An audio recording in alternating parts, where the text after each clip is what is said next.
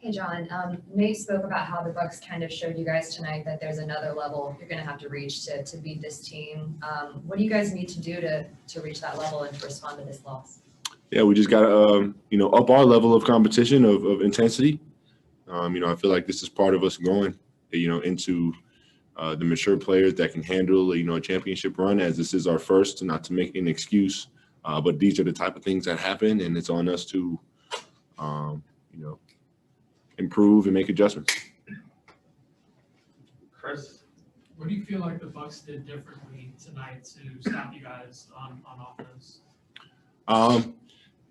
If anything, it was just the pressure. I feel like the pressure they applied to the ball. They're obviously a lot more aggressive and a lot quicker out in transition.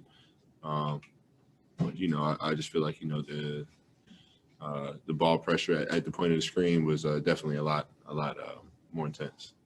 As one of the vocal leaders of this team, like, what do you say to the guys after a game like this, and how difficult is it to erase a performance like this? Yeah, I don't know if you could ever really necessarily erase it, but we can go back and learn from it and understand that this is, probably the same game plan for them coming next game. And that's the great thing is that we have more games. We get to go back home and try this again. So, that's really my sentiment or, my speech to the guys, if I had one, is that, we got some games at home to try to bring this back. all right, Royce. Yeah, Trey talked a little bit about the aggressiveness that the Bucks kind of applied to him. What can you guys do to kind of counter that in Game 3? Is it better screens? Is it more movement off the ball? How do you kind of counter that? Yeah, I feel like, just first we just gotta be more patient, and try not to just, give the team extra possessions. But I feel like if anything, I just feel like, we need to have more movement or just off the ball, giving guys outlets and, areas to catch the ball and try to create. So I feel like that's step one. John, how good was it to see Cam get some minutes out there tonight, just with him being out injured for so long and finally just getting to get back on the court? Yeah, one of the bright spots of the night for sure. I love seeing my brother get healthy, get back on the court, and try to get some minutes back under his legs. Obviously, playoff minutes, so it's a little different, but I'm happy nonetheless. Is it encouraging at all, as tough as this loss is, you're still going back home and it's 1-1. You guys have kind of been in this exact same scenario the first two series, and you were able to win those. Yeah, I'd say, it's comforting in a weird way to know that we've been through this situation twice now. Hopefully we can continue to capitalize as we've done, splitting this first game. But it's nice to just have a little bit of, struggle and toughness under our belt from the previous series. As I said, we're going to need that going into the next series. To finish out this series. Let's go to Jeff Schultz. John, I'm just wondering, it's rare that you're watching the whole game from the fourth quarter on the bench. What was going through your mind during that time? I was just cheering on my guys. I feel like, one of my favorite things to do during a basketball game is to cheer for my teammates on the bench. I work out with those guys every single day, travel with them, and I was just cheering them on and trying to just, encourage my guys to keep their heads up for next game. And then kind of along those lines too, when time ran out, I know all the guys on the bench were sort of shaking hands, and I think you went out and greeted the guys who came off the court and stuff. Could you just share what was being said during those exchanges? Yeah, just words of encouragement, words of understanding, knowing that we have 2 more games to play at home before we come back here, and understanding that, it's not all bad, although we did lose tonight in a way we none of us liked.